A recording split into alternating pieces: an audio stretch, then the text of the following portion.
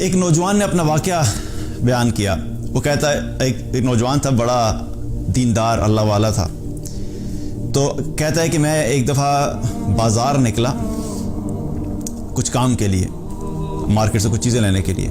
میں جب مارکیٹ میں داخل ہوا تو وہاں پہ میں کیا دیکھتا ہوں کہ ایک لڑکی ہے اور بڑے ہی ایک آپ یوں سمجھ لیں کہ اس قسم کا لباس پہنے ہوئے اور تکبر کے ساتھ وہاں پہ چل رہی ہے اور لوگوں کو اپنی طرف مائل کر رہی ہے.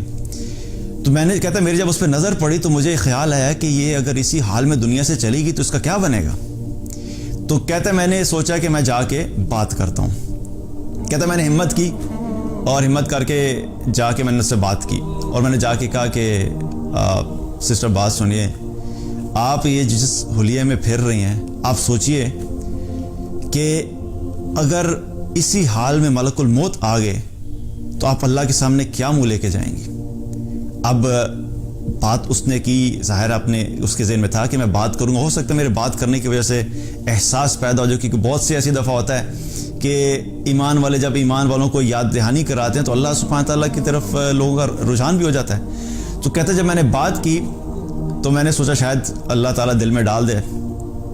تو میری بات سنتے ہی اس لڑکی نے میری طرف دیکھا, مجھے کہتی ہے تمہارے پاس موبائل ہے؟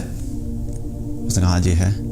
کہتا اپنا موبائل نکالو اور اپنے رب کو کال ملاؤ اور اس کو کہو کہ بھیج دے ملک الموت کو. وہ لڑکا کہتا ہے کہ میں نے جب یہ بات سنی تو میرا جسم کانپ گیا اور مجھ پہ ایسا خوف طاری ہوا کہ یہ نہ ہو کہ ابھی زمین پھٹے اور اس کے ساتھ میں بھی یہاں پہ دھنس جاؤں.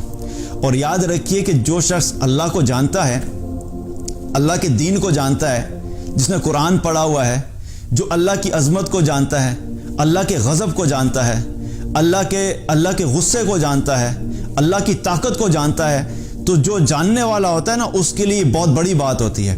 اور جس شخص نے یہ پڑھا ہو کہ جتنی قوموں نے بھی تکبر کیا, جتنے لوگوں نے بھی اللہ کو للکارا, جتنے لوگوں نے بھی اللہ کی نافرمانی کر کے اللہ ہی کو چیلنج کیا, ان کا کیا حال ہوا. جو یہ جانتا ہو کہ قوم نوح نے جب اللہ کی نافرمانی کی تو اللہ نے قوم نوح کے ساتھ کیا کیا, قوم عاد نے جب اللہ کی نافرمانی کی اور تکبر کیا تو قوم عاد کے ساتھ اللہ نے کیا کیا, قوم سمود کے ساتھ اللہ نے کیا کیا, قوم شعیب کے ساتھ اللہ نے کیا کیا, قوم لوط کے ساتھ اللہ نے کیا کیا. جو اللہ اتنا طاقتور ہے کہ اتنی بڑی بڑی قوموں کو, اتنے بڑے بڑے جائنٹ جیسے جو انسان دنیا پہ آئے ان کو ہواؤں سے اڑا دیا, کسی کو پتھروں سے اڑا دیا, کسی کو فرشتے کی چیخ سے اڑا دیا.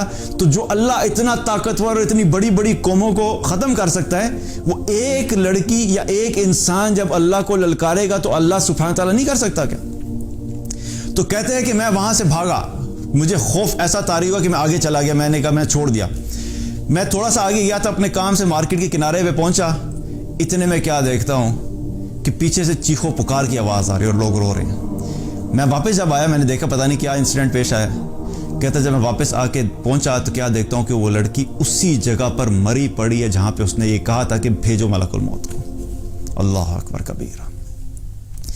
کہتا جب میں نے اس کو اس حال میں دیکھا تو میں وہاں سے پھر رک نہیں سکا اور پھر میں وہاں سے بھاگا اور میں یہ سوچا کہ کس طرح انسان اپنے آپ کو کیا سمجھتا ہے اور اللہ کے سامنے کس طرح اللہ کو للکارتا ہے. تو یاد رکھیے کہ ایک ہے گناہ کرنا اور گناہ ہونے کے بعد اس گناہ پہ قائم ہو جانا اور پھر تکبر کرنا اور پھر اللہ ہی کو للکارنا شروع کر دینا.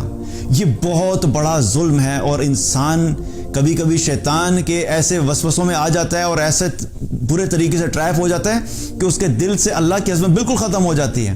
تو گناہ اگر ہو بھی گیا ہے تو یاد رکھو کہ کبھی اللہ کے سامنے یہ جرت نہیں کرو کہ گناہ کی بنیاد کے اوپر اللہ کے سامنے ہی تکبر کرنا شروع کر دیں.